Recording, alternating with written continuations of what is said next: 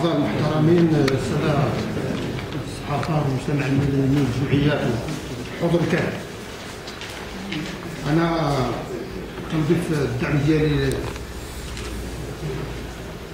للسيد الرئيس ومشروع التقسيم الترابي بين الجماعة الحضرية لكن والجماعة الحضرية من ديك ما طلبت حتى حاجة. هادشي كاينة كواليس داخلة في بروتوكول ما بين السلطات والعامل كاع ما فرسوا هذه القضيه هذه.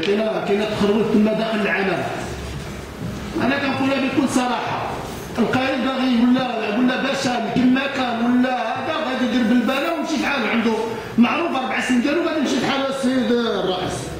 حنا كندعموا السلطه ديالنا اللي كالسيد الرئيس وما يمكنش يكون التقسيم راه كاين هو جبل. ما الريكم ما تركب له هنايا وما تركب له هنا راه كاين معروف. علاش بغا تخربط هاد الناس هادوما غادي نجيو نكابو ونقولوا ونضربوها في النص كي داروا لها. يلا البارح كنتو كدو كابو ونقولوا كامله ومن بعد شنو وقع؟ قال لا كابو ونقولوا مارتين نمشي لعمرك ونضرب في الندى.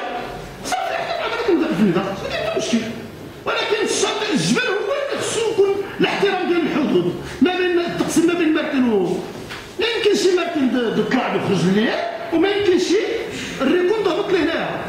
هذه القضيه واضحه بكل جهه بكل مسؤوليه، لا من الناحيه ديال كما قالوا الاخوان وما بلا نخلوناش نقولوا، لا من الناحيه ديال النفايات، الناحيه ديال الضوء،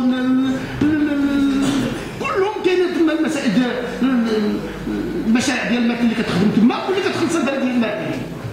حنا ما كنقولوش يا ودي جات مورا الجبل عطوها لنا، لا حنا جينا من الجبل لهنا وهما يمشيو من الجبل ليه.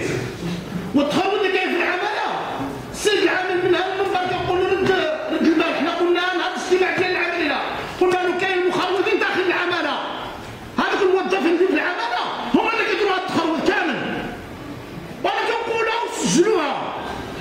انا قلت للعامل هنا ما كنخافش انا كاين مخوضين تما داخل العماله هما اللي ما كيوصلوش الحقيقه للعامل او الاداره. حتى شي واحد ديك العماله ما كيوصل الحقيقه.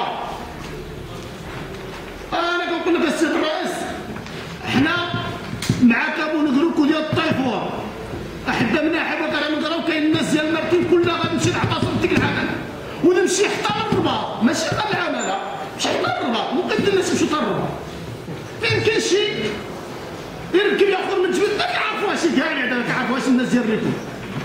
هذا تخلطوا كلها كاين في العماله داخل العماله. وشكرا للسيد الرئيس.